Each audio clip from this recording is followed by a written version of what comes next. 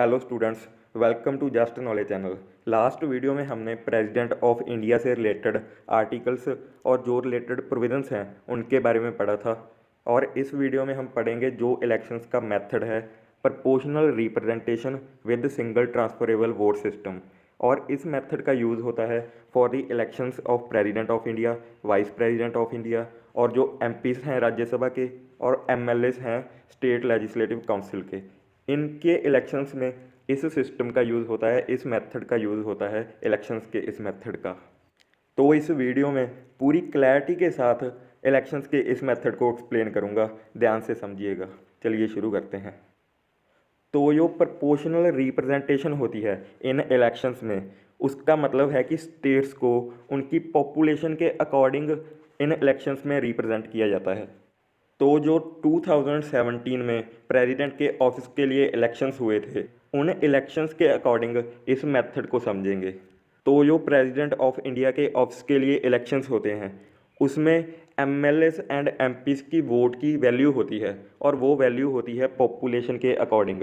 तो अब उसी वैल्यू के बारे में जानते हैं कि वो वैल्यू कैसे पता की जाती है। तो क्योंकि हर एक स्टेट की पॉपुलेशन अलग अलग होती है, इसीलिए हर स्टेट के एमएलए की वोट की वैल्यू भी अलग अलग होती है। और उसे पता करने का फार्मूला है कि जो 1971 में पॉपुलेशन थी उस स्टेट की, उसको डिवाइड करना है with number of elected MLAs हैं जो कि अभी करंटली उस स्टेट में इलेक्टेड एमएलएस का नंबर है। क्योंकि लास्ट वीडियो में बताया था कि प्रेसिडेंट ऑफ इंडिया के इलेक्शंस में सिर्फ और सिर्फ इलेक्टेड एमएलएस एंड एमपीस जो हैं वो पार्टिसिपेट करते हैं। इसीलिए जो ये वोट की वैल्यू है ये भी इलेक्टेड एमएलएस से पता लगाई जाती है।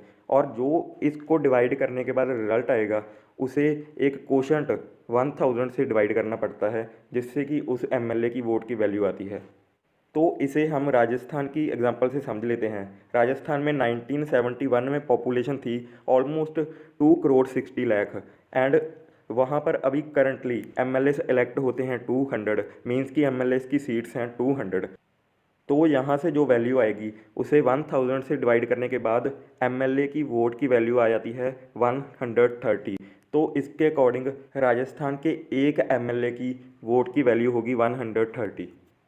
और इस तरह से जो राजस्थान के 200 एमएलएस हैं उनकी टोटल वोट की वैल्यू हो जाएगी 26,000। तो ये राजस्थान स्टेट के एमएलएस की टोटल वैल्यू है 26,000, जो कि हमने ऑलमोस्ट पता लगाई है इस एग्जांपल के साथ। तो इसी तरह से सारे इंडिया में जो 28 स्टेट्स हैं और जो 3 दिल्ली, पौंडुचेरी एंड जम्मू एंड कश्मीर की स्टेट लेजिस्लेटिव असेंबलीज हैं, ये 3 टेरिटरीज, इनके एमएलएस और बाकी 28 स्टेट्स के एमएलएस, उन सभी की 2017 के इलेक्शंस में ये वैल्यू थी। तो जो ये सारे एमएलएस की टोटल वोट की वैल्यू है ये सारे इंडिया की पॉपुलेशन को रिप्रेजेंट कर रही है, और इसीलिए इसी से ही एमपीज़ की वोट की वैल्यू भी फाइंड की जाती है।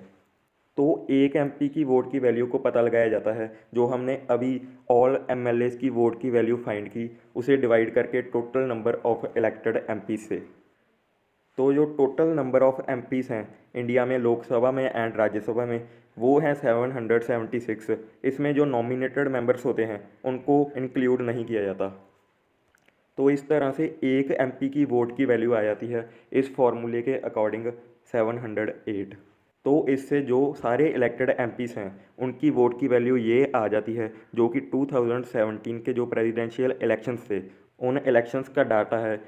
तो इस तरह से इंडिया में जो भी सारे इलेक्टेड एमएलएस एंड एमपीज़ हैं उनकी वोट की टोटल वैल्यू आ जाती है 10,98,903।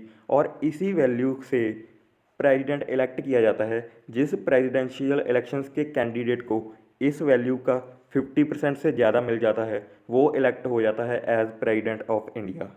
और जो इस वैल्यू की वोटिंग का सिस्टम होता है वो होता है single transferable vote system. Voting के इसी सिस्टम को अभी एग्जांपल से भी करेंगे, पर उससे पहले ये जान लीजिए कि जो इलेक्टर्स होते हैं, जो सभी इलेक्टेड एमएलएस एंड एमपीज़ हैं, वो एक से ज़्यादा प्रेफरेंस दे सकते हैं कि वो किस कैंडिडेट को प्रेसिडेंट इलेक्ट करना चाहते हैं। तो सभी इलेक्टर्स प्रेसिडेंशियल इलेक्शंस के अलग अलग कैंडिडेट्स को अपनी अपनी प्रेफरेंसेस देते हैं, और जो इन इलेक्शंस का फर्स्ट राउंड होता है उसमें काउंट किया जाता है उन इलेक्टर्स के द्वारा दी गई फर्स्ट प्रेफरेंस को। और इस फर्स्ट प्रेफरेंस के अकॉर्डिंग अगर किसी एक कैंडिडेट को 50% से ज़्यादा वोट्स मिल जाते हैं तो वो इलेक्ट हो जाता है as a president of India. तो अगर फर्स्ट राउंड की काउंटिंग के बाद एक कैंडिडेट को 50% से ज़्यादा वोट्स ना मिले तो उसके बाद जो प्रोसीजर फॉलो किया जाता है वो हम इस एग्जांपल से देख लेते हैं। तो इस एग्जांपल में एमपीज़ एंड एमएलएस की वोट की टोटल वैल्यू है जो उसे कंसीडर मैंने किया है 11 लाख। तो अगर इन इलेक्शंस में 4 कैंडिडेट्स हैं और एज अ फर्स्ट प्रेफरेंस दी गई वोट्स की वैल्यू इतनी प्राप्त होती है तो फिर तो कोई भी कैंडिडेट प्रेसिडेंट इलेक्ट नहीं होगा, क्योंकि किसी भी कैंडिडेट को इस वैल्यू का 50% प्राप्त नहीं हुआ। तो सेकंड राउंड की काउंटिंग करने के लिए जो कैंडिडेट सबसे कम वोट प्राप्त करता है उसे प्रेसिडेंट के इलेक्शंस की रेस से बाहर कर दिया जाता है। और जिन एमपीज़ एंड एमएलएस ने इस कैंडिडेट को वोट किया होता है एज देयर फर्स्ट प्रेफरेंस, उन एमएलएस एंड एमपीज़ की वोट की सेकंड प्रेफरेंस को देखा जाता है। और क्योंकि उनकी सेकंड प्रेफरेंस भी इन्हीं 3 रिमेनिंग कैंडिडेट्स में ही होगी तो इसीलिए उनकी वोट की वैल्यू इन्हीं 3 कैंडिडेट्स में डिवाइड कर दी जाएगी जिस अकॉर्डिंग उन्होंने प्रेफरेंस दी होगी सेकंड। और अगर उनकी सेकंड प्रेफरेंस के अकॉर्डिंग जो ये फर्स्ट कैंडिडेट है उसे 50% से ज़्यादा वोट्स की वैल्यू मिल जाती है तो वो इलेक्ट हो जाएगा as the president of India.